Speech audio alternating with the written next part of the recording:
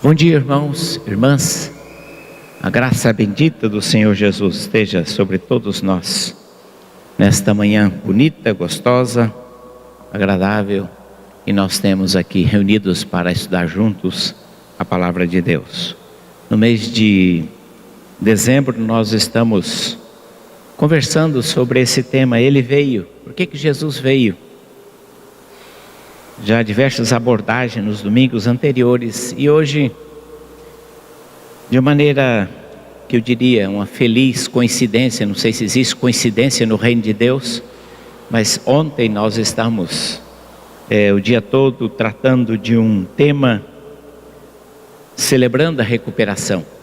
É um seminário com o objetivo de ajudar pessoas a encontrar respostas, saídas para aquilo que os aflige enquanto filhos e filhas de Deus. E esse seminário tem nos abençoado e continua hoje de manhã depois do culto, para os irmãos que iniciaram ontem. Então, dentro dessa temática, com esse mesmo assunto, nós queremos ler o texto bíblico que se encontra no Evangelho segundo São Marcos. É o episódio quando Jesus liberta uma pessoa que estava possuída por um espírito demoníaco. E esta libertação, de certa maneira, representa tudo aquilo que o Senhor Jesus veio fazer, continua fazendo e deseja fazer nas nossas vidas. Evangelhos de Jesus Cristo, segundo São Marcos, no capítulo 5, a partir do versículo 1 até o versículo 20. Vamos ouvir a leitura desse texto. Entrementes chegar a outra margem do mar, a terra dos Gerazenos, e ao desembarcar, logo veio dos sepulcros ao seu encontro um homem possesso de espírito imundo, o qual vivia nos sepulcros, e nem mesmo com cadeias alguém podia prendê-lo, porque tendo sido muitas vezes preso com grilhões e cadeias, as cadeias foram quebradas por ele e os grilhões despedaçados, e ninguém podia subjugá-lo. Andava sempre de noite e de dia, clamando por entre os sepulcros e pelos montes, ferindo-se com pedras. Quando de longe viu Jesus, correu e o adorou, exclamando com alta voz, dizendo: Que tenho eu contigo, Jesus, Filho do Altíssimo? Conjuro-te por Deus, que não me atormentes. Porque Jesus lhe dissera: Espírito imundo, sai desse homem. E perguntou-lhe: Qual é o teu nome?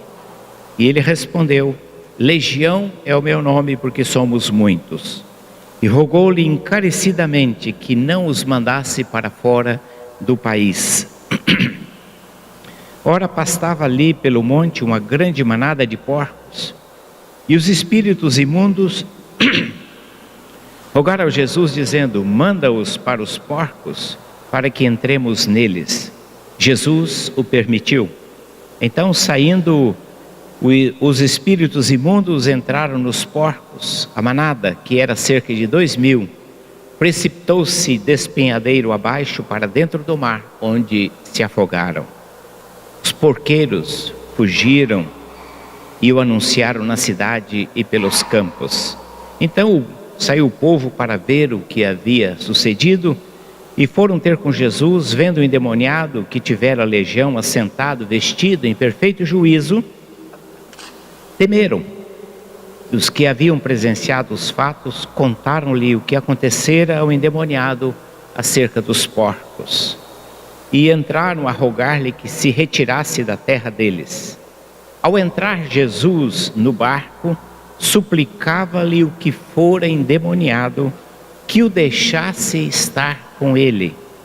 Jesus, porém, não lhe permitiu, mas ordenou-lhe: Vai para a tua casa, para os teus, anuncia-lhes tudo que o Senhor te fez e como teve compaixão de ti. Então ele foi e começou a proclamar em Decápolis tudo que Jesus lhe fizera, e todos se admiravam. Que as palavras da minha boca e o meditar do meu coração sejam agradáveis a Ti, Senhor, rocha minha e libertador meu. Esse texto mostra que nós somos seres relacionais, ou seja, nós não existimos no vazio, nós somos sempre seres em relação a alguém, a alguma circunstância, ao ambiente. Nós somos fruto de uma relação, e o que nós somos ao longo da nossa caminhada é o resultado de relacionamentos. Isto é indubitável. Nosso sotaque, a nossa cultura, a nossa linguagem, a nossa visão de mundo, a nossa forma de relacionar-se com as pessoas é o resultado de um processo de relacionamentos. Esta é a nossa história, o que nós somos é o resultado de relacionamentos. Então, se nós adoecemos, provavelmente há um contexto de enfermidade. E se nós somos saudáveis, também se deve a um contexto de relacionamentos. E o que nós vemos nesse texto, de certa maneira, é o resultado desses relacionamentos. Porque a vida humana é, digamos assim, nós podemos dizer que existem alguns eixos de relacionamento. Existe um primeiro eixo que é o chamado eixo da verticalidade. Você é filho, ou é pai, é filha, ou é mãe, você é chefe, ou é subordinado, você obedece normas, você estabelece normas.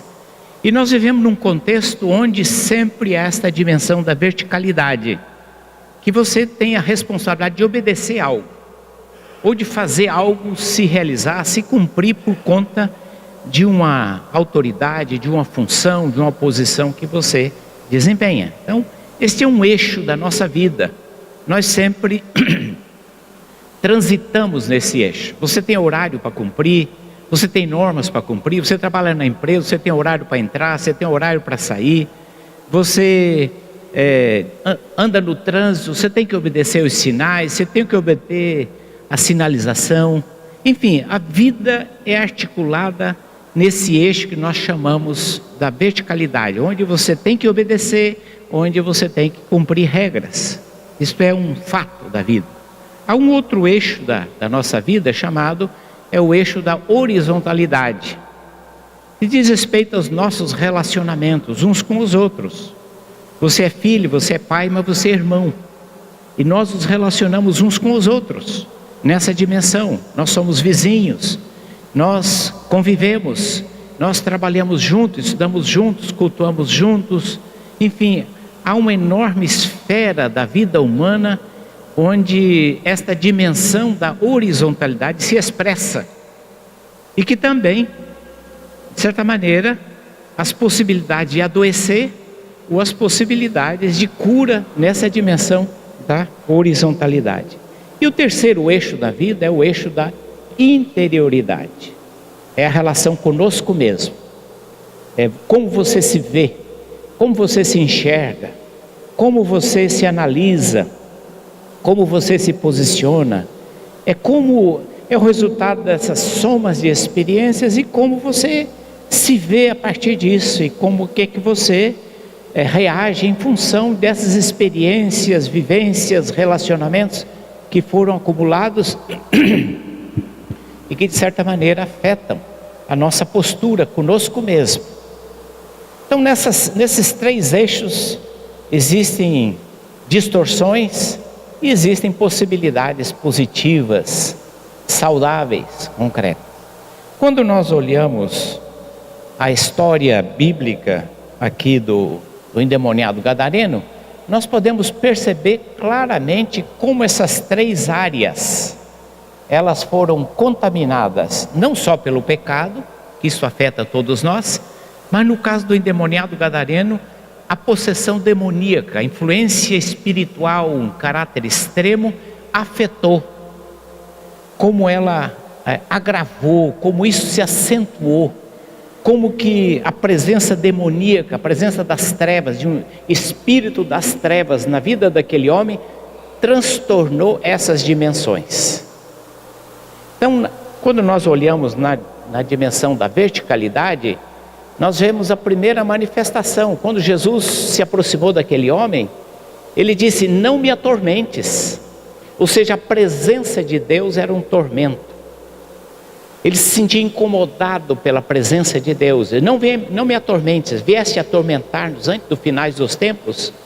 Ou seja, a pessoa longe de Deus, vê Deus como um tormento. Sob a influência maligna, esse tormento é muito mais acentuado. A rejeição é muito mais acentuada. E é interessante que esse espírito, esta rejeição a Deus, não foi só por parte do endemoniado. Os habitantes daquela cidade também rejeitaram a presença de Jesus.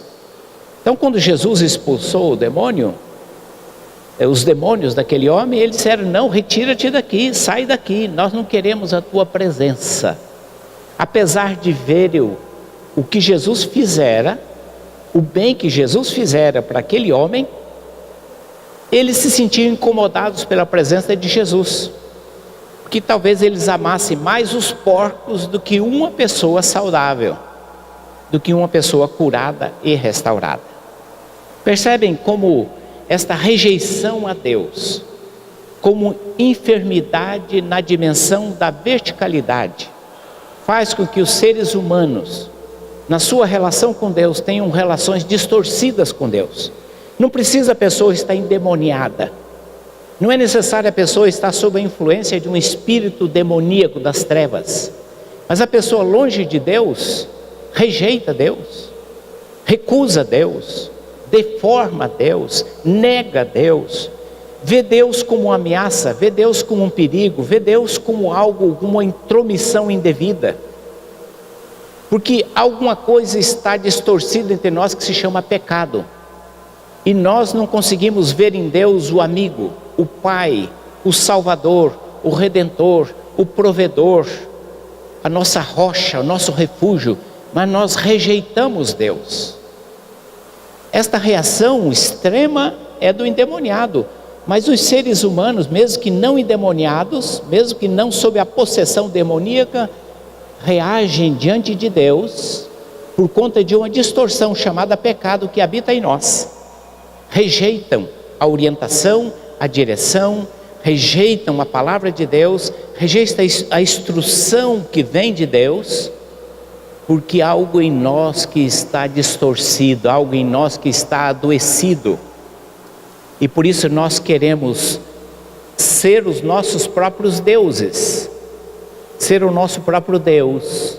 Nós queremos dirigir a nossa vida e não permitir que Ele o faça. Não queremos submeter a Deus onde está a nossa salvação e a nossa cura. Mas não é só apenas nessa dimensão que nós vimos, mas é também na dimensão da horizontalidade dos relacionamentos que nós vemos este homem sofrendo. O texto bíblico diz que ele era um tormento social, que ninguém podia subjugá-lo. Eles tentavam amarrá-lo, prendê-lo, mas ele rompia aquelas cadeias com uma facilidade muito grande. E aquele homem era um incômodo. Aquele homem era uma espécie de algo doentio naquela comunidade, e eles não conseguiam controlá-lo, mas ao mesmo tempo conviviam com aquilo de uma maneira adoecida. Porque quando aquele homem foi liberto, as pessoas não se regozijaram pela libertação daquele homem. Antes pediram que Jesus se retirasse. Então havia uma doença no relacionamento daquele homem com aquela comunidade, mas também a própria comunidade estava adoecida. Talvez acostumada com aquele quadro, acostumada com aquela circunstância, que aquele homem fazia parte da paisagem. Que o dia que ele foi restaurado, alguma coisa está estranha aqui. Imagine o espetáculo daquela circunstância. Ninguém podia subjugá-lo, era um homem violento. A família não havia mais condições de preservá-lo em casa. Por isso ele andava pelos desertos, nos cemitérios, às vezes tentavam prendê-lo e não conseguiam. Então, de certa maneira, aquele homem era um tormento, porque o relacionamento com a sua comunidade se tornara enfermo. Mas também havia um outro sintoma de uma enfermidade no relacionamento. O texto de Lucas diz que aquele homem andava nu. Imagina o espetáculo grotesco daquele homem. Um homem andando nu, todo descabelado, a barba por fazer, nu. As famílias talvez sentadas às calçadas, as crianças brincando, de repente vem aquele homem nu. Pensem no constrangimento, pensem na situação vexatória, na situação vergonhosa, difícil que aquilo estava sendo causado. As pessoas tendo que entrar para dentro, correr. Mas ele, pessoalmente, ele havia perdido uma coisa muito importante do relacionamento humano: o pudor, a sensibilidade. Aquele homem perdera todo o pudor. A sua nudez, ele não se importava se as pessoas estavam sendo feridas, chocadas pela sua nudez. Ele não estava nem aí pela que as pessoas pudessem sentir. Isso é um sintoma de doença, também não apenas no caso de uma possessão demoníaca, mas quando em níveis de relacionamento as pessoas não se importam com o que os outros sintam, com que as outras pessoas venham a ser impactadas ou não pelo seu comportamento, pela sua atitude, pela sua postura, pelo seu vestuário. Não se importa, perderam a sensibilidade, perderam o pudor. E você pode ver isso em muitas manifestações, não é só de nudez, mas quando um político diz que eu não fiz nada de errado, e contra ele pesam acusações seríssimas, comprovadas, e ele diz, eu não fiz nada de errado, ele perdeu também o pudor, a sensibilidade. É um sintoma desta enfermidade que atinge os seres humanos em vários níveis, em vários graus.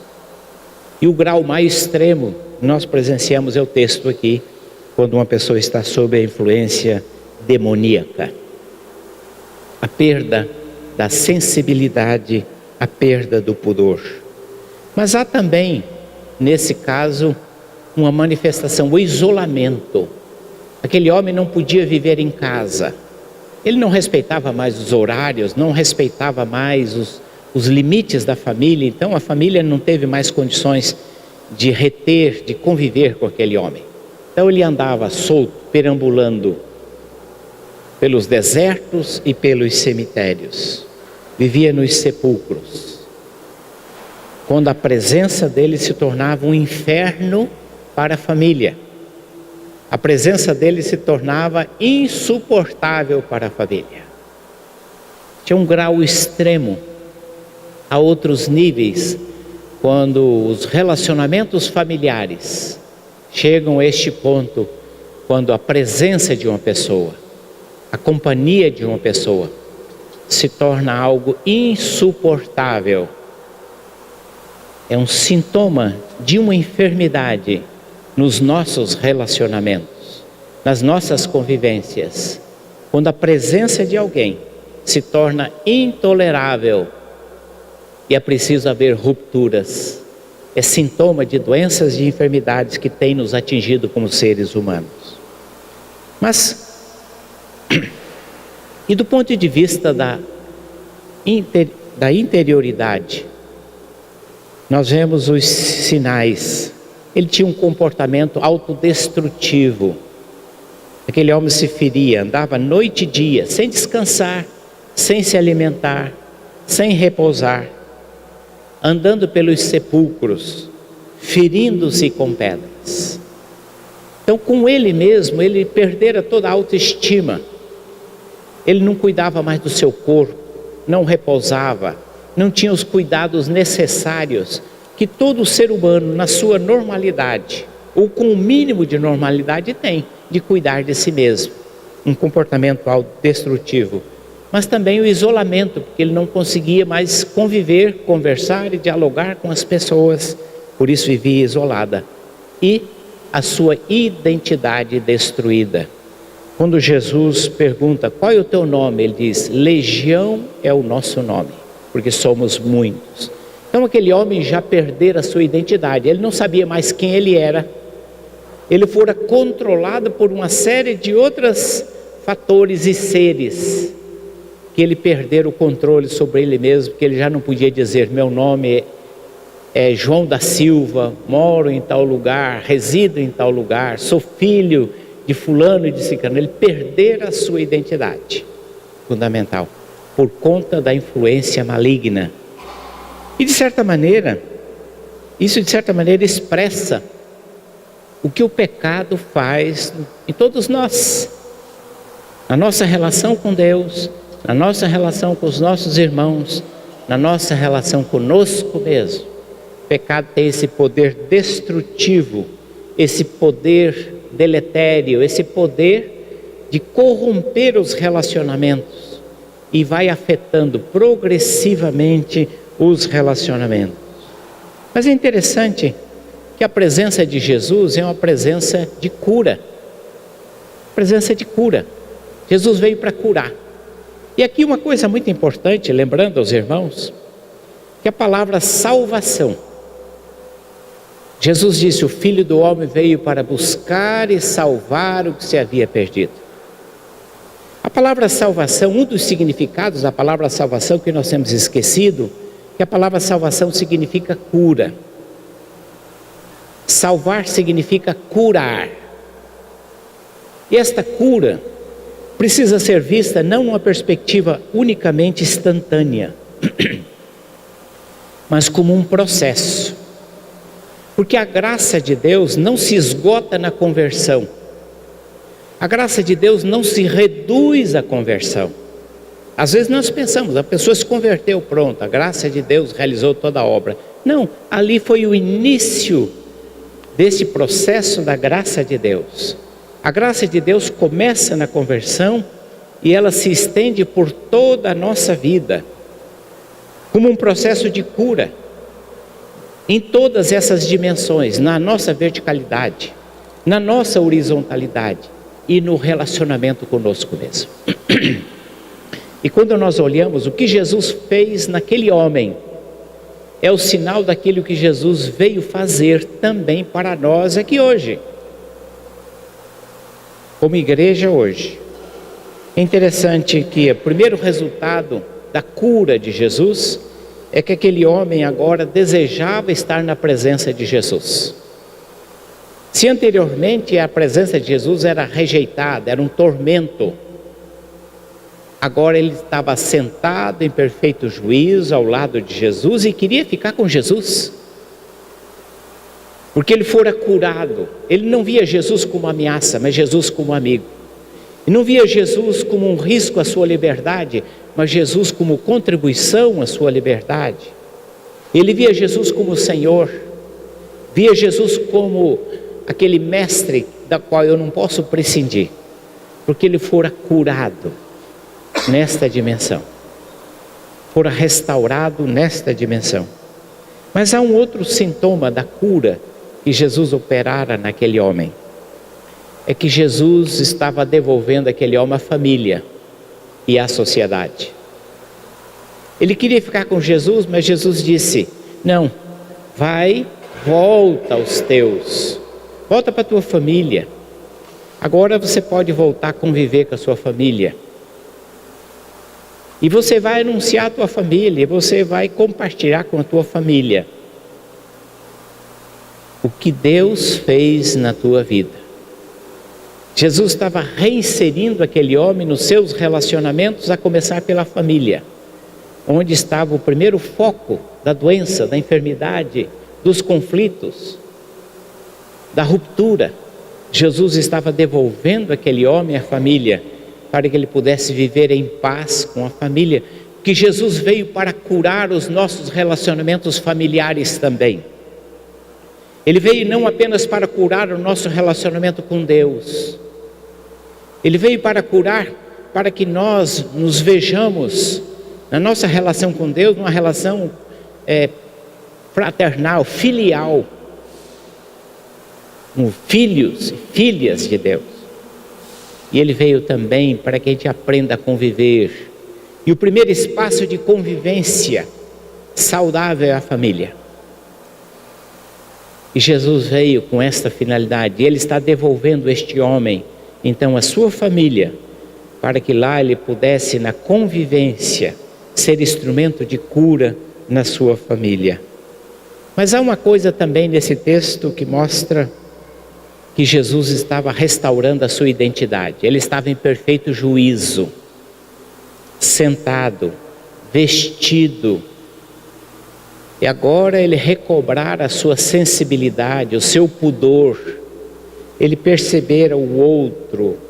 Ele se via e se via a partir das pessoas. Portanto, ele tinha sensibilidade para as pessoas que estavam ao seu redor. Ele estava sentado em perfeito juízo. Mas sobre todas as coisas, Jesus recupera nele um senso de missão. Vai e anuncia aos teus. Vai e proclama tudo que Deus fez. E ele foi e obedeceu. Porque foi recuperado a sua identidade enquanto ser humano que se vê que cada um de nós foi colocado no mundo. Cada um de nós existe para uma missão e para uma tarefa. E quando nós entendemos a nossa missão, nós entendemos o nosso lugar, entendemos o nosso papel, e nós nos colocamos em obediência para cumprir, isso é um sintoma saudável. E entendemos que Deus trabalhou a nossa vida, que nós devemos obedecê-lo, e que quando nós obedecemos, nós abençoamos, e que quando nós abençoamos, nós somos abençoados. E que quando somos instrumentos de cura, nós também somos curados, porque as pessoas também podem ser instrumento de cura na nossa vida. Aqui esse texto simboliza, sintetiza esse processo de cura. Talvez os irmãos se perguntem, mas eu não estou endemoniado, graças a Deus por isso. Você não está possesso, está aqui esta manhã, está em perfeito juízo, sentado, vestido, vestida, tem propósitos. Mas o fato é, irmãos, que todos nós precisamos de cura. Todos nós precisamos de cura. Há áreas da nossa vida que precisam ser tratadas. Há áreas da nossa vida que a graça de Deus ainda não chegou lá. Primeiro porque nós às vezes não temos consciência da necessidade. Às vezes não temos percepção do que estamos fazendo, do que estamos criando. Não temos percepção do que está ocorrendo conosco. Mas daí a importância de viver em comunidade, porque temos irmãos e irmãs que dizem, meu irmão, você precisa ser tratado, você precisa ser curado, você precisa ser confrontado, você precisa de ajuda. E porque Deus trabalhou já o nosso coração, nós acatamos, nós recebemos, nós acolhemos. E nós nos dispomos nesse processo de sermos tratados. Todos nós estamos a caminho do reino. E todos nós nesta caminhada necessitamos de cura. Necessitamos de ajuda, seja qual for a área, seja qual for a circunstância, o aspecto da nossa vida. Há coisas na nossa vida que precisam ser tratadas, que precisam ser curadas, que precisam ser enfrentadas. São sequelas do pecado, são resíduos, é o efeito residual do pecado em nós, que Deus quer tratar, que Deus quer curar, que Deus precisa tratar. Mas às vezes na nossa concepção muito individualista, nós achamos que só basta eu orar, eu e meu Deus, ninguém tem nada a ver com a minha vida. Ninguém tem nada a ver com a minha vida. Mas Deus nos coloca exatamente em comunidade para compreender isto, para experimentar isto, para passar por esse processo. E a pergunta que fica é se nós queremos ser curados, se nós queremos ser tratados das nossas distorções, dos nossos traumas, das nossas histórias de vida que marcaram a nossa caminhada, que deformam o nosso relacionamento, que contaminam o nosso relacionamento uns com os outros. Feridas que recebemos, feridas que herdamos, e que acumulamos no coração por anos a fio, e às vezes nós nunca enfrentamos essas feridas e a oportunidade do tratamento. Quando Jesus se deparou com aquele paralítico que estava ali à beira do tanque de Betesda por muitos anos, e ele nunca conseguia descer para ser curado, e Jesus chegou para ele e fez uma pergunta muito óbvia: diz: quer ser curado? Se ele fosse tolerância zero, ele dizia: não, estou aqui só de turista, né? Estava lá, muito tempo, né, ali. Jesus fez uma pergunta muito óbvia, né? Quer ser curado? Ele disse: não tem quem me ajude. Há curas que você não vai encontrar. Jesus podia fazer sozinho, mas há curas que você precisa de ajuda. Aquele paralítico que foi curado, foi levado por aqueles homens até a presença de Jesus naquela casa. Aqueles homens ajudaram aquele homem a receber a cura. E o texto bíblico diz: e vendo-lhes a fé. A fé de quem? Dos amigos. Dos amigos. A cura se deu porque aqueles amigos se dispuseram a levar aquele homem a Jesus. Há determinadas coisas que você nunca vai fazer sozinho, que você nunca vai conseguir sozinho. Há determinadas coisas que não está em nós o poder de determinar a cura por nós mesmos. Nós precisamos, por isso que Deus nos colocou na igreja. A igreja é um lugar de cura. Pode ser que em alguns momentos ela seja um lugar que crie enfermidades. É uma verdade, mas não é o propósito de Deus. É uma realidade, mas não é o desejo de Deus. Que o desejo de Deus, que a nossa comunidade seja um lugar de cura, onde no convívio, no relacionamento, no dia a dia, nós somos ajudados. Há certas coisas que nós não percebemos. Quem tem mau hálito, às vezes não percebe que ele está com mau hálito. Mas alguém chega e diz para ele: meu irmão, você está com mau hálito. Às vezes é meio constrangedor você dizer isso, mas você diz: opa, obrigado, eu não sabia. Há enfermidades, há comportamentos, há atitudes, há posturas que trazemos conosco, que herdamos conosco, que repetimos anos a fio e que não percebemos que essas atitudes, como pai, como mãe, como esposo, como filho, como irmão, como irmã, nos nossos relacionamentos como vizinho, são atitudes que enfermizam, que machucam, que ferem, e nós às vezes não percebemos, até que alguém chegue para a gente e diga: meu irmão, precisa ser tratado isto.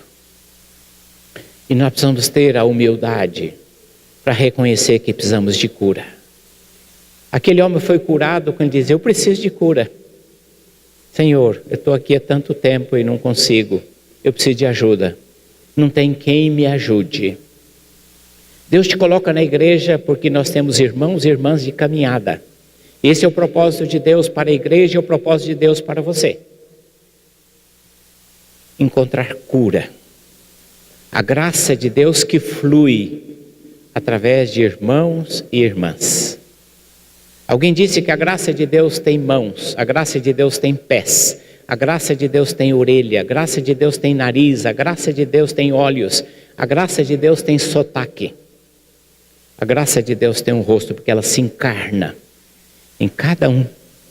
E você é instrumento da graça, a graça encarnada para ser cura. Que o projeto de Deus é nos fazer saudáveis, é restaurar, é recuperar a plena identidade, a perfeita varonilidade, a perfeita imagem de Deus que está em Cristo, para que Cristo seja plenamente em nós. Que Deus nos abençoe e que Deus nos dê graça, irmãos, para entendermos isso. Todos nós precisamos de cura. Todos nós precisamos ser sarados pela graça de Deus. E você não está aqui nesta comunidade por acaso. por acidente. Deus deseja lhe dar vida e vida em plenitude. E que Deus nos dê a graça de experimentar essa vida em plenitude em comunidade. Amém.